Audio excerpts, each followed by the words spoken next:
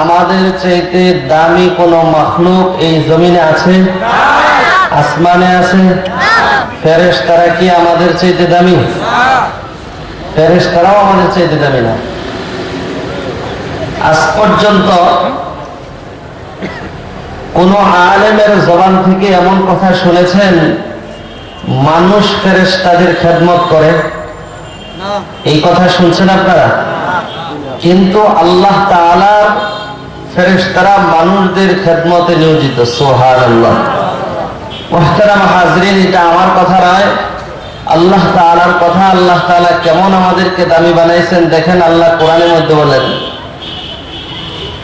ওয়ালাকাদ কাররামনা বানি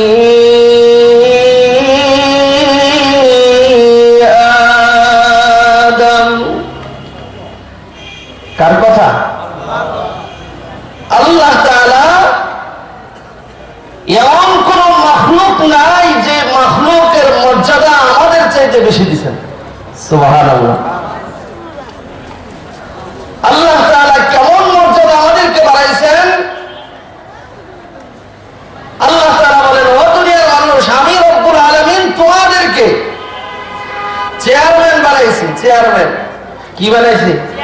চেয়ারম্যান বানাইছি। বলুন তো দেখি, চেয়ারম্যানের দাম বেশি না কেরানির দাম বেশি? যাই লেখে আরো জোরে বলেন। চেয়ারম্যান সাহেব তো খুব ব্যস্ত, সবকিছু লিখতে পারে না, এই জন্য কেরানি সবকিছু লেখা চেয়ারম্যান সাহেবের কাছে দেয়। দেখেন তো চেয়ারম্যান সাহেব ঠিক আছে না? উনি ভালো করে হাতায় দেখে, চোখ দিয়ে দেখে যে ঠিক আছে, সিল মেরে দেয়, সাইন দিয়ে দেয়। কথা কোন ঠিক না বের দেয়। আল্লাহ রাব্বুল আলামিন বলেন, কিরামান কাতিবিন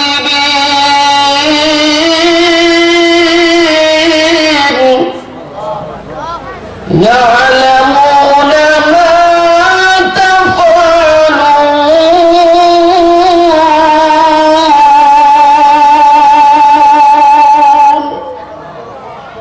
আল্লাহ তাআলা আমাদেরকে বলেন, ও মানুষ, তুমি তো খুব ব্যস্ত। এখানে আমরা আসরের পরে আমাদের বড় ভাই যে আলোচনা করেছেন মাওলানা মোবারক সাহেব দামাত বরকাতুহুল আলিয়া, এরপর মাগরিবের পর যে আলোচনা করেছেন, এই পর্যন্ত আমরা কে কতবার সুবহানাল্লাহ বলছি দেখে আমরা কি বলতে পারবো?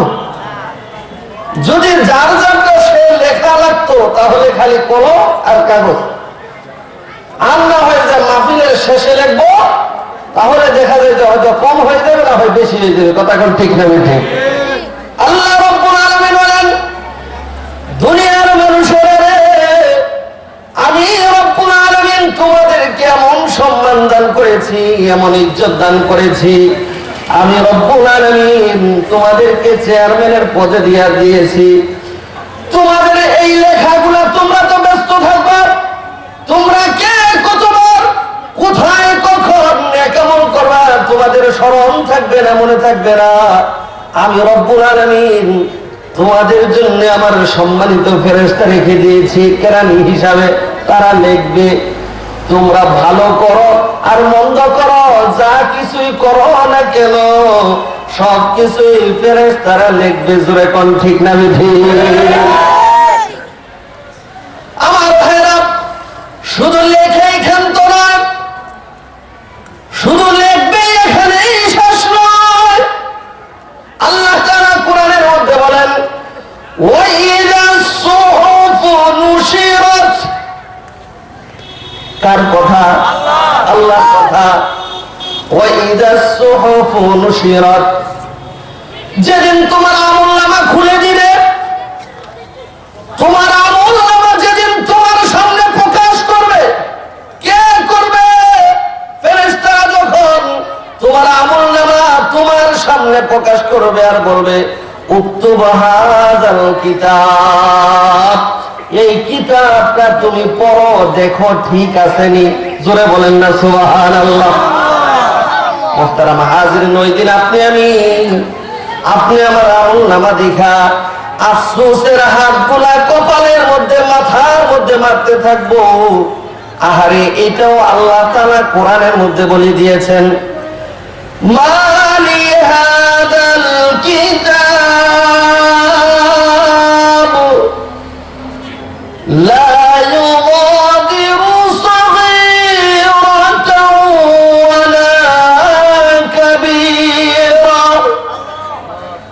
ওয়ালা কাবীরাতান ইল্লা আহসাহা। আল্লাহ তাআলা বলেন, তোমার আমলনামা দেখা ওই দিন তুমি আফসোসের হাত মাথায় মারতে থাকবে আর বলতে থাকবে, আরে কত সুন্দর লেখনেওয়ালা, কোনো কিছুই বাদ দেয় না, ছোট থেকে ছোট, বড় থেকে বড়, কোনো কিছুই এখানে বাদ নেই, সব কিছু লিখে ফেলেছে। মুহতারাম হাজরিন, ওই দিন তাকাইয়া দেখবে, আমি তো বাসা থেকে বের হয়েছিলাম মাহফিলে আসার জন্য, আমি মাহফিলে আসিনি, দোকানে বসে বসে জিলাপি হয়েছে, ডাইলের বড়া খাইছি, এটাও লিখে ফেলছে এখানে। মাহফিলে পয়সা আমি যিনি বয়ান করতেছেন ওনার দিকে না তাকাইয়া অন্যদিকে তাকাইছিলাম, এটাও লিখে ফেলছি। রাস্তা দিয়ে যাইতেছে একজনের চোখ টিপ মারছি, এটাও লিখে ফেলছি। এই জন্য সম্মান আমাদের বাড়াই দিয়েছেন কে? আল্লাহ তাআলা বাড়াইছে। মুহতারাম হাজরিন, আল্লাহর বান্দা হওয়া সাধারণ বিষয় নয়। আমার ভাইরা, মেরাজের রজনীতে যখন আল্লাহর নবী বিশ্ব নবীকে আল্লাহ রাব্বুল আলামিন প্রথম আসমান, দ্বিতীয় আসমানে ভাবে সপ্তম আকাশ পাড়ি দিয়া মহাশূন্য ছেদ করে সিদরাতুল মুনতাহা অতিক্রম করতেছেন। সিদরাতুল মুনতাহা মানে একটা বড়ই গাছ। ওই বড়ই গাছের মধ্যে আল্লাহর নবী বলেন, ও দুনিয়ার মানুষেরা শুনো, ওই বড়ই গাছের এক একটা বড়ই দুনিয়ার পাল্লাবাক্যেরা যদি মাপা হয় কমসে কম 12 মণ ওজন হবে। বড়ইটা মনে হয় ছোট, 12 মণ ওজন হবে একটা বড়ই। এক একটা বড়ই গাছের পাতা এক একটা হাতির কানের মতো বড়। আশ্চর্যের বিষয় হলো, এক একটা পাতার মধ্যে সোনালী কালার এক একটা পাখি ঝুলানো। আল্লাহর নবী হযরত জিবরাইলকে ডাক দিয়ে বলেন, ও ভাই জিবরাইল, এখানে এত পাখি কেন? হযরত জিবরাইল বলেন, আল্লাহর নবী গো, এটা পাখি নয়, এই প্রত্যেকটা পাখির আকারে আল্লাহ রাব্বুল আলামিন এক একটা ফেরেশতা ঝুলাইয়া রাখছেন। সুবহানাল্লাহ। কেন রে জিবরাইল, কেন? আল্লাহর নবী গো, যখন ফেরেশতারা শুনেছে এই পথ দিয়ে আপনি আল্লাহর আরশ মহল্লায় যাবেন, তখন ফেরেশতারা আল্লাহর কাছে মুনাজাত করেছিল, আয় আল্লাহ, জীবনে একবার হলেও, একটি নজরের জন্য হলেও আপনার নবী বিশ্ব নবীকে দেখার সুযোগ করে দাও। আল্লাহ তাআলা যাদের দোয়া মঞ্জুর করেছেন তাদেরকে পাখির বানাইয়া পাখির আকৃতিতে এখানে রেখে দিয়েছে। মুহতারাম হাজিরিন, আল্লাহর নবী যখন উপরে উঠলেন, আল্লাহর সাথে কথা বলতেছেন। আল্লাহ রাব্বুল আলামিন আল্লাহর নবী বিশ্ব নবীকে ডাক দিয়ে বলেন, নবী গো আমার, আপনি যা যা পাওয়ার দরকার আপনি পাইছেননি, আপনি বুঝা পাইছেননি। আল্লাহর নবী বলেন, আয় আল্লাহ, আমি সব পাইছি, কিন্তু এখনো আমার একটা জিনিস বাকি। কয়টা জিনিস বাকি? একটা জিনিস বাকি। কি সেটা? কি বলেন? আয় আল্লাহ, এখনো একটা জিনিসের স্বীকৃতি বাকি আছে। আমি যে আপনার গোলাম, আমি যে আপনার বান্দা, এই কথাটা আপনি আল্লাহ স্বীকৃতি দিয়া দেন। জোরে বলেন না সুবহানাল্লাহ। এই জন্য মুফাসসিরিনে কেরাম বলেন, আল্লাহ রাব্বুল আলামিন এই মিরাজের ঘটনা যখন কোরআনের মধ্যে উল্লেখ করেন, তখন আল্লাহ বলেছেন, সুবহানাল্লাযী আসরা বিআবদিহি রাসূলিহি নবিয়িহি মুহাম্মাদ কথা কিন্তু বলেন নাই, কথা কোন ঠিক না রে ঠিক? আল্লাহ বলেছেন সুবহানাল্লাযী আসরা বিআবদিহি, আমার বান্দাকে, আমার গোলামকে আমি ইসরার করিয়েছিলাম। মুহতারাম হাজিরিন, আল্লাহ রাব্বুল আলামিন এই কোরআন যতদিন থাকে আল্লাহ তাআলা জানাই দিলেন, নবী গো আমার শুধু আপনি জানবেন আর আমি জানবো, এখানেই শেষ নয়, গোটা পৃথিবীর সমস্ত মানুষের জানবে আমি যে আপনার প্রভু, আপনি যে আমার গোলাম। সুবহানাল্লাহ। আমার ভাই, এই জন্য বড় পীর আব্দুল কাদের জিলানী আল্লাহ বলে বলেন, আয় আল্লাহ, আমি পীর বুজুর্গ গাউস কুতুব কিছু হতে চাই না, মাবুদ রে আমারে তোমার গোলাম হিসাবে তুমি কবুল করিয়া নাও। সুবহানাল্লাহ। আমার ভাইরা, গোলাম হতে পারলে লাভটা কি? গোলাম হতে পারলে লাভ কি?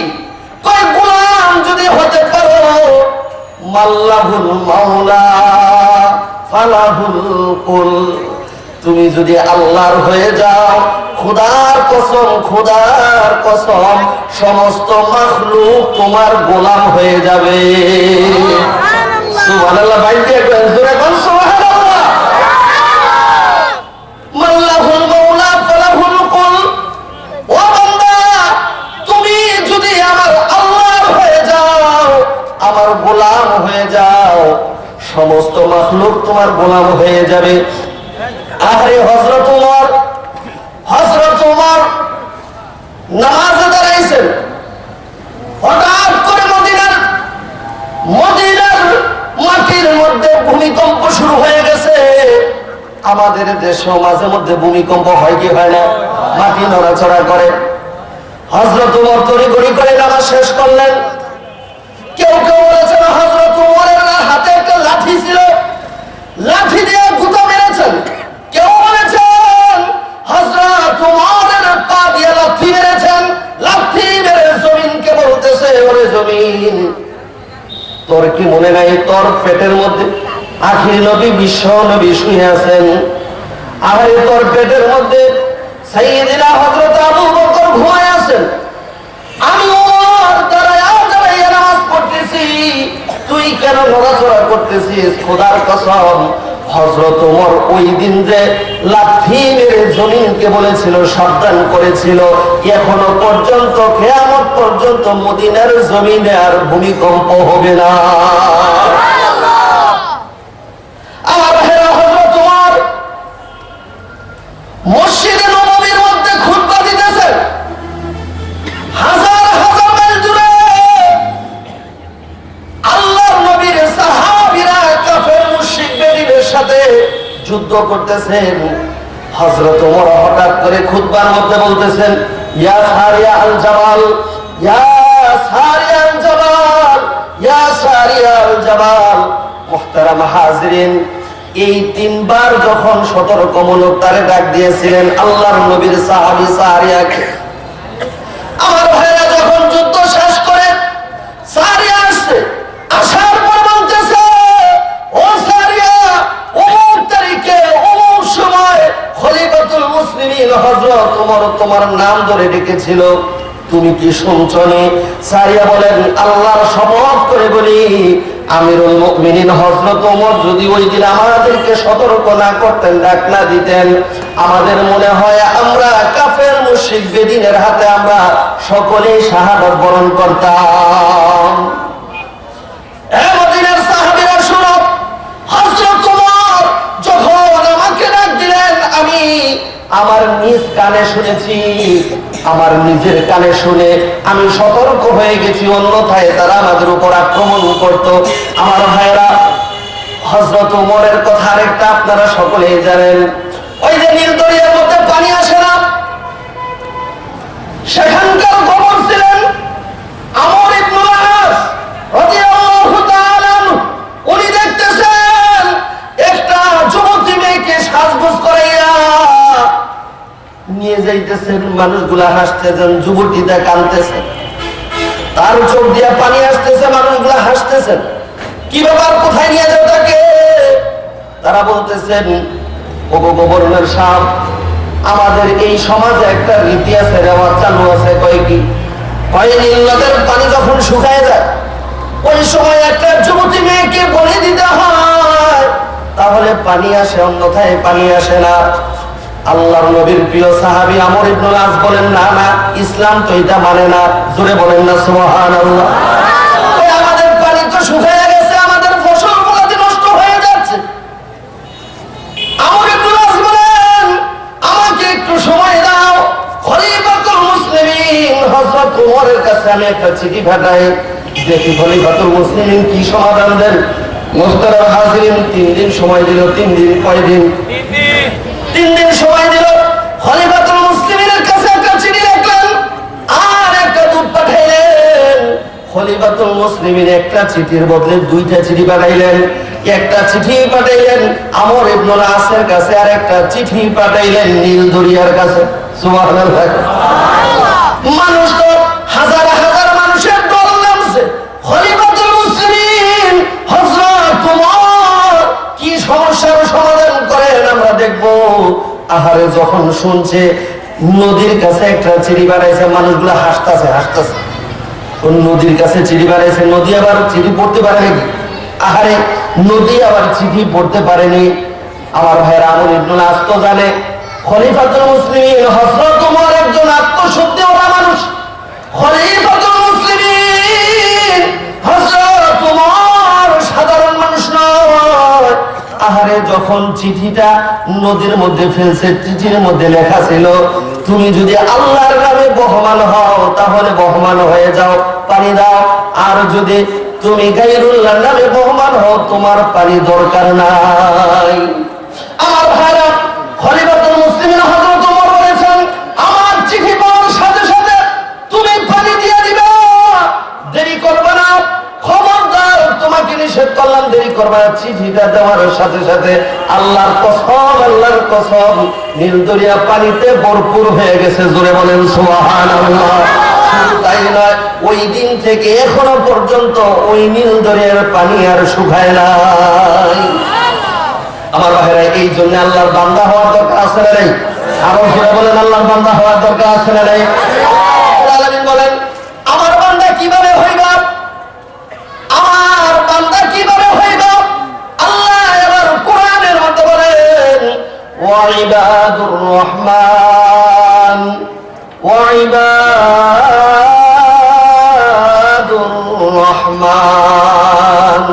মুহতারাম হাজিরিন, লম্বা চূড়া আলোচনা। এখানে ওয়াইবাদুর রহমান কেন আগে বললেন, এই টুকুর তাফসীর যদি করতে যাই তাহলে অনেক লম্বা সময়ের দরকার, যেহেতু সময় কম। শুধু এতটুকু আমি আপনাদেরকে বলি, আমাদের সমাজে যখন আমরা চাকর বাকর রাখি বা কোনো কাজের লোক রাখি, তখন কিন্তু তার শর্ত দিই, এই কাজ যদি করতে পারো তাহলে তোমার বেতন দেওয়া হবে এমন, বা তোমার পুরস্কার এই ধরনের কথা। ঠিক না? ঠিক। হাজির, আল্লাহ তাআলা কেন এখানে আগে রহমানের বান্দা বললা এরপরে গুণগুলা বলতেছেন? একটা প্রশ্ন আসে না? হাজিরের মুফাসসিরিন একরাম বলেন, যেই জিনিসটা হয়ে যাওয়ার মধ্যে কোনো সন্দেহ নাই, এই জিনিসটা কখনো কখনো আগেই বলে দেয়। যেই জিনিসটা হওয়ার মধ্যে কোনো সন্দেহ নাই, এটা কখনো কখনো মানুষ আগেই বলে। কেমন? একটা উদাহরণ, আমরা অনেক সময় বাসায় গিয়ে বলি যে কি রাঁধতেছ? ওই ভাত রাঁধতেছে, বলে কি বলে না? আর জোরে বলেন, বলে কি বলে না? আচ্ছা বলুন তো দেখি, ভাত কি রাঁধে? ভাত রাঁধলে কি হয়ে যায়? যাও হয়ে যায়। জোরে বল, কি হয়ে যায়? যাও হয়। রাঁধতেছে চাউল, ভাত রাঁধতেছে, কথা কোন ঠিক না? ঠিক। আর জোরে বলেন, ঠিক না? ঠিক। কেন বললো? যেহেতু ভাত হবেই, এর মধ্যে কোনো সন্দেহ বাদ দিলাম। এটা আরেকটা উদাহরণ দিয়ে শোনেন। বাচ্চারা তার বাবার কোলে দিয়া মা গেছে পানি আনতো, বাচ্চা তো চিৎকার ফাঁকা শুরু করে দিচ্ছে, কাঁদতেছে। বাবা তখন বলে, কেঁদো না, তোমার মা আসতেছে। বলে কি বলে না? এ কথা বলে না? কেঁদো না, তোমার মা আসতেছে। আচ্ছা, মা কি আসতেছে না যাইতেছে? বুঝে নেব না, আমি বুঝাইতে পারতেছে না। মা কি আসতেছে না যাইতেছে? তো আসার মুহতারাম হাজিরিন, এতটুকুই বুঝেন, বেশি বোঝার দরকার নাই। আল্লাহ রাব্বুল আলামিন বলেন, ওয়া ইবাদুর রহমান ইয়ামশুনা আলাল আরদি হাওনা। আল্লাহ রাব্বুল আলামিন বলেন,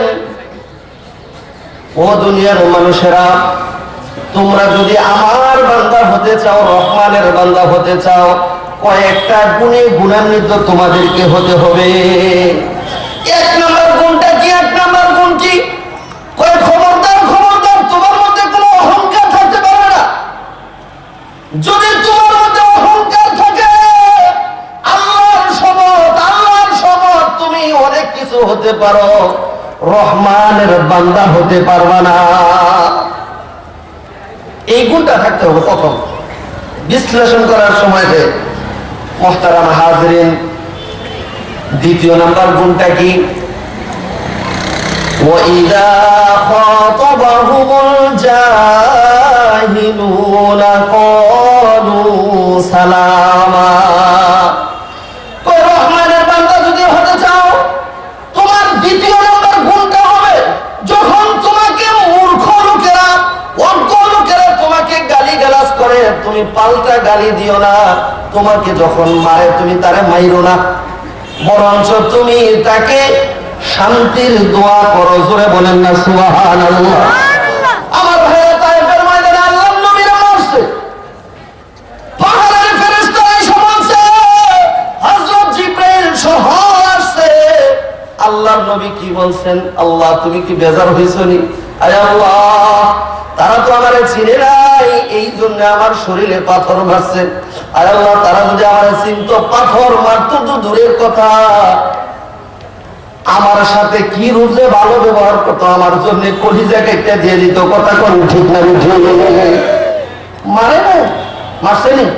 এই জন্য দেখা যায় যুগে যুগে উলামায়ে কেরামের রক্ত ঝরে এই জমিনে, উলামায়ে কেরামকে মারে না। কথা কোন ঠিক না? ঠিক মারে, মারে না, মার খায়, বকা শোনে। ইমাম সাহেবরে বকে, মুয়াজ্জিন সাহেবরে বকে, কিন্তু মুয়াজ্জিন সাহেব পাল্টা গালি দেয় না, ইমাম সাহেব গালি দেয় না, কারণ ইমাম সাহেব তো রহমানের বান্দা। ঠিক না? ঠিক। মুহতারাম হাজিরিন, তৃতীয় নাম্বার কোনটা কি? ওয়াল্লাযীনা ইয়াবিতুনা লিরাব্বিহিম সুজদাও ওয়া কিয়ামা।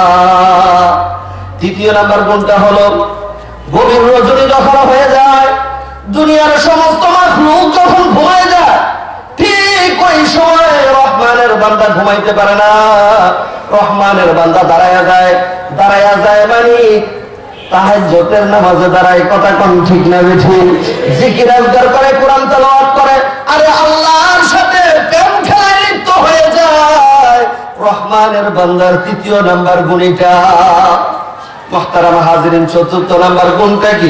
ওই চতুর্থ নাম্বার গুণ হলো, والذين يقولون ربنا اصرف عنا عذاب جهنم إن عذابها كان غراما। রহমানের বান্দার চতুর্থ নাম্বার গুণ হলো, রহমানের বান্দা সদা সর্বদা জাহান্নামের আযাব থেকে পানাহ চায়, জাহান্নাম থেকে মুক্তি চায়, কবরের আযাব থেকে রেহাই চায়, জান্নাতের আশা করে। কথা কোন ঠিক না? ঠিক। আমার ভাইরা যখন একটু সময় পায়, ওই সময় দু হাত তুলে দিয়ে চোখের পানি ছেড়ে দেয় আর কান্দে। আমার ভাইরা, চোখের পানির দাম দুনিয়ার কেউ দিতে পারে না, একমাত্র আমার আল্লাহ ছাড়া। ঠিক না? ঠিক। চোখের পানির দাম কেউ দিতে পারে নাই, কেউ দিতে পারবেও না, একমাত্র আল্লাহ তাআলাই চোখের পানির দাম দেয়। এই জন্য রহমানের বান্দা যারা, তারা দেখা যায় সদা সর্বদা সুযোগ পাইলেই দু হাত তুলে দিয়ে আল্লাহর কাছে পানাহ চায়, আল্লাহর কাছে দোয়া করে। মুহতারাম হাজিরিন, এই জন্য ছোট্ট একটা ঘটনা বলে আমার আলোচনা আমি শেষ করতেছি, শোনেন। চোখের পানির যে কত দাম, চোখের পানির যে কত পাওয়ার। আহারে, আল্লাহর নবীর এক যুবক সাহাবী রাস্তার ধারে বসে কান্নাকাটি করতেছে। হযরত ওমর সেখান দিয়া যাইতেছেন। হযরত ওমর জিজ্ঞাসা করেন, ভাই তুমি কেন কাঁদো? কিসে তোমার কাঁদায়? কত বড় গুনাহ কইরা ফেলাইছি, এই জন্য আমি কাঁদতেছি।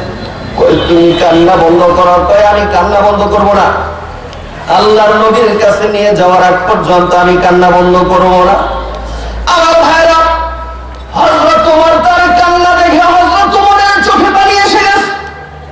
অথচ হযরত ওমর সম্বন্ধে বলেন আসাদুহুম ফি আমরিল্লাহি ওমর। ওমর তো শক্ত, ওমর তো কঠিন হৃদয়ের মানুষ। অথচ হযরত ওমরও কেঁদে দিয়েছেন, চোখের পানি এসে গেছেন। আল্লাহর নবীর দরবারে যখন নিলেন, তাকে বললেন তুমি থাকো, আমি একটু আসি। আল্লাহর নবীর কাছে যখন গেছেন, যাওয়ার পরে আল্লাহর নবী জিজ্ঞাসা করেন, ওমর তোমার চোখে কেন পানি, কিসে তোমার কাঁদায়? হযরত ওমর বলেন আল্লাহর নবী গো, আপনার যুবক সাহাবী এমন ভাবে কান্নাকাটি করতেছে, ওই কান্না দেখে আমি ওমর চোখের পানি রাখতে পারি নাই।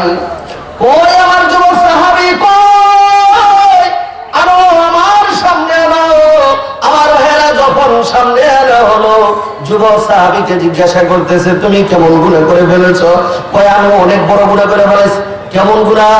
কয় আমার মনে হয় এই জমিন থেকে আরো বড় গুনাহ করে ফেলাইছি। কয় আসমান থেকে বড় গুনাহ করে ফেলাইছো নাকি? কয় হ্যাঁ আমার মনে হয়। কয় আল্লাহর রহমত থেকে বড় গুনাহ করে ফেলাইছো নি? কয় আমার মনে হয় আল্লাহর রহমত থেকে আমি বড় গুনাহ করে ফেলাইছি। আল্লাহর নবী জিজ্ঞাসা করেন, ও সাহাবী তুমি কি শিরক করছো নি? কয় না শিরক করি নাই। কয় তুমি কি মানুষ হত্যা করছো নি? কয় না মানুষ হত্যা করি নাই। তাহলে কি এমন গুনাহ করছো বলো, জমিন থেকে আসমান থেকে এমন কি আল্লাহর রহমত থেকে বড় গুনাহ করে ফেলাইছো? কি গুনাহ করছো আমার কাছে খুইলা বলো। আমার ভাইরা যখন এই কথা বললেন, ওই যুবক সাহাবী থর থর করে কাঁপতেছেন, যেমন এই মুহূর্তে ওনার ভিতর থেকে রূহটা বের হয়ে যাবে।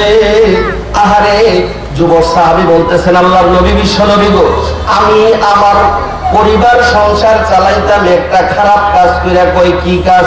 কয় আমি মানুষের কাফনের কাপড় চুরি করতাম। কি করতাম? কাফনের কাপড় চুরি করে আমার সংসার আমি চালাইতাম। আল্লাহর নবী গো, গত 3 দিন হয় এই এলাকার সবচাইতে সুন্দরী একটা যুবতী মারা গেছে। আমি তার জানাজাত গেলাম। জানাজাত যাইয়া যেখানে মাটি দিছে, ওই মাটির জায়গাটা আমি চিহ্ন রেখে আসলাম। রাত্রে যখন গভীর হয়ে গেল, আমি তার পরিবারের সমস্ত মানুষদের চোখকে ফাঁকি দিয়া কবরটা খনন করলাম। কবরটা খনন করে আমি 5টা কাপড়ের কাপড় নিলাম। মহিলাদেরকে কয়টা কাপড়ের কাপড় দেয়? জোরে বলেন। 5টা কাপড়ের কাপড় দেয়। আহারে, মরার পরে 5টা দেয়, কিন্তু জেতা থাকা অবস্থায় মাত্র 2টা। কথা কোন ঠিক না ঠিক? আগে আছে 3 পিস, এখন আছে 2 পিস। ঠিক না ঠিক? এটাও বলতেন না, এমন ভাবে চলাফেরা করতেছে না বর্তমানে, কোন দিন জানি হয়ে যায় 1 পিস। আল্লাহ তুমি হেফাজত করো, সকলে আমিন। আর জোরে বলেন আমিন। আমার হাজিরিন, 5টা কাফনের কাফন নিয়ে যখন আসতেছিলাম, ঠিক ওই মুহূর্তে শয়তান আমার কাঁধের মধ্যে এসে চাপছে। শয়তান আমাকে বলতেছে, ওরে যুবক, তুই শুধু কাপড়ের কাপড় নিয়ে সন্তুষ্ট থাকি, একটাবার তসলাইটা মেরে দেখ। এই যে যুবতী বড় সুন্দরী, এই যুবতীটা বড় সুন্দরী, এমন সুন্দরী তুই আর পাবি না। এখনই তো সুযোগ যায়। তুই যদি তোর যৌন চাহিদা নিবারণ করো, সে তোকে বাধাও দিতে পারবে না। ওই যুবক সাহাবী বলেন আল্লাহর নবী গো, আমি যখন তসলাইট মারলাম, আমি দেখলাম আসলে সে সুন্দরী, তার উপর আমি আকৃষ্ট হয়ে গেলাম। আল্লাহর নবী গো, আমার যৌন চাহিদা আমি তৃপ্তি সহকারে তার সাথে মিটাইলাম। মিটানোর পরে যখন আমি ফিরে আসতেছিলাম, ঠিক ওই মুহূর্তে আমার কানের মধ্যে একটা আওয়াজ আসছে। আওয়াজটা হলো, ওরে যুবক, কি করলি, কি করলি? তুই তো এখন গিয়া পবিত্র হয়ে যাবি, কিন্তু আমার তো নাপাক বানাইয়া দিয়া গেলি। আমি আল্লাহর সামনে এই নাপাক শরীরে কিভাবে দাঁড়াবো? আমার ভাইরা যুবক সাহাবী বলেন, আল্লাহর নবী গো, আমার বিশ্বাস হয়ে গেছে এটা আর কারো কণ্ঠ নয়, এটা যেন যুবতী বলতেছে, তখন আমি কাফনের কাপড়গুলো ফালাইয়া সেখান থেকে তড়ি গড়ি করে হামাগুড়ি দিয়ে আমি সেখান থেকে পালাইলাম। আল্লাহর নবী, আজকে 3 দিন হয় আমি কিছুই খাই নাই, আমার সংসার কিভাবে চলতেছে আমি নিজেও জানি না। আল্লাহর নবী গো, আপনি বলুন না আল্লাহ কি আমারে মাফ করবনি? আল্লাহর নবী বলেন, উফ, তুমি তো বড় গুনাহ করে ফেলাইছো। এতটুকু বলার সাথে সাথে ওই সাহাবী আর সামনে না ওই দৌড় দিয়া পাহাড়ের উঁচায় উঠে গেল। উঠে বলতেছেন, সবচেয়ে বড় পাহাড় যেটা ছিল, পাহাড়ের উপরে উঠে আল্লাহর সাথে সরাসরি কথা বলতেছে, আল্লাহ, আয় আল্লাহ, আমি দুনিয়ার সব কিছু চাইরা একমাত্র তোমার কাছে এসে হাজিরা দিলাম। আল্লাহ, আমি তোমার গুনাহগার, তুমি তো গফফার।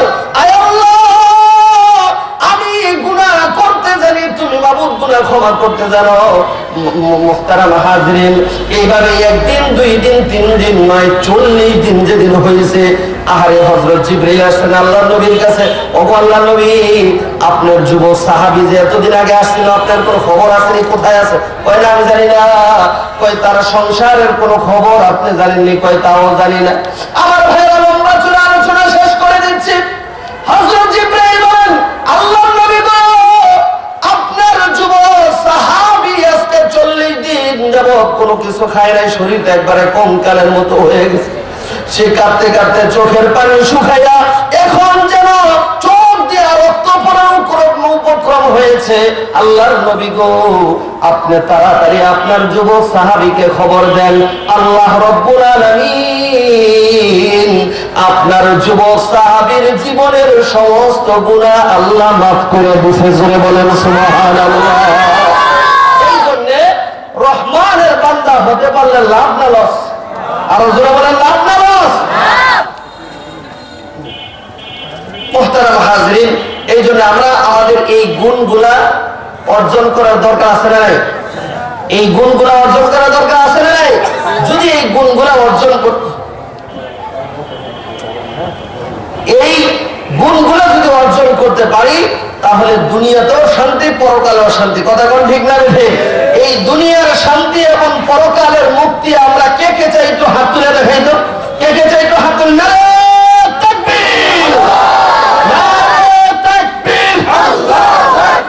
মুহতারাম হাজির, শুনলে আপনারা খুশি হবেন।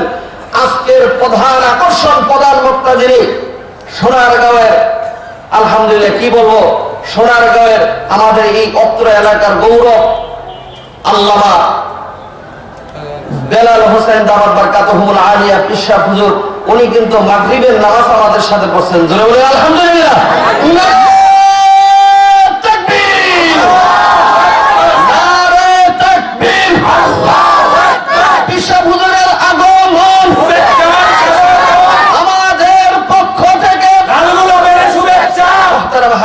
আজকে আমাদের বিশেষ আকর্ষণ যিনি, সারা বাংলার সারা জায়গার বক্তা, আলেম কুলের নয়নমণি, মুহতারাম হাজরিন, জনাব জুবাইর আহমদ আনসারী সাহেব একটা কথা বলেছিলেন মহিউদ্দিন সাহেবকে, যে তুমি আমাকে এমন ভাবে ফলো করো, আমার হাঁটাটা পর্যন্ত তুমি নকল করে ফেলেছো। জোরে বলে মারহাবা। উনি আমাদের মাঝে উপস্থিত হয়ে গেছেন, ওনার সুরিত কণ্ঠে আমাদেরকে বয়ান করে শোনাবেন ইনশাআল্লাহ। আমরা সবাই থাকবো তো ইনশাআল্লাহ? কে কে ভাগবেন একটু হাত তুলে তো। সবাই থাকবো ইনশাআল্লাহ। নারে তাকবীর, নারে তাকবীর, আল্লাহু আকবার। মহিউদ্দিন ফারুকী সাহেবের আগমন আমাদের পক্ষ থেকে শুভেচ্ছা।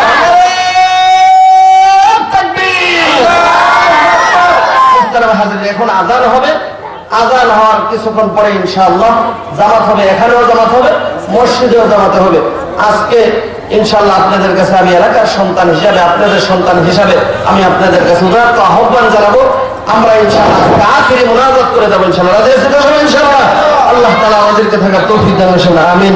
ওয়া আখিরু দাওয়ানা আলহামদুলিল্লাহি রাব্বিল আলামিন।